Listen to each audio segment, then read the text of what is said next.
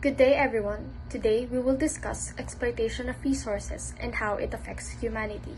First, let's define resource. A resource is a physical material that humans need and value, such as land, air, and water. They are also characterized as renewable or non-renewable. Food, water, forests, and wildlife are all renewable resources. For resource use to be sustainable, the consumption rate should be maintained within the capacity of the natural systems to regenerate themselves. On the other hand, minerals, oil, gas, and coal are non-renewable resources. Their use as materials and energy sources leads to depletion of the Earth's reserves. However, the time period during which reserves can be available can be extended by recycling or improving the efficiency of use. In addition to the previous slides, the following are the major differences between renewable and non-renewable resources. For environmental impact, most renewable resources have low carbon emissions and low carbon footprint, while non-renewable energy has a comparatively higher carbon footprint and carbon emissions. For their costs, the upfront cost of a renewable energy is high. For instance, generating electricity using technologies running on renewable energy is costlier than generating it with non-renewable energy such as fossil fuels. And lastly, for their infrastructure and area requirements, infrastructure for harvesting renewable energy is expensive and not easily accessible in most countries, as they often require a large land or offshore area. On the other hand, cost-effective and accessible infrastructure is available for non-renewable energy across most countries and has comparatively lower area requirements. Going back to our main topic, why is exploitation of resources happening?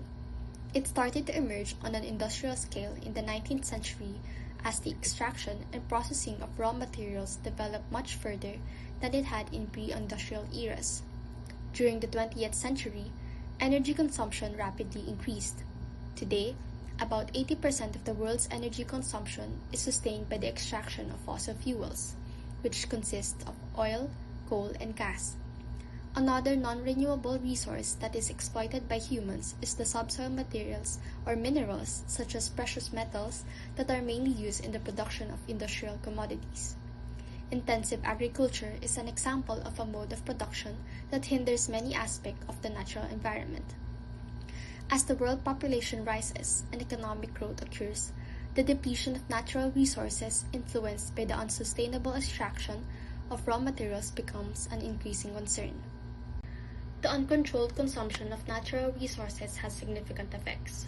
For environmental, the disappearance of habitats essential for flora and fauna and therefore the extinction of species.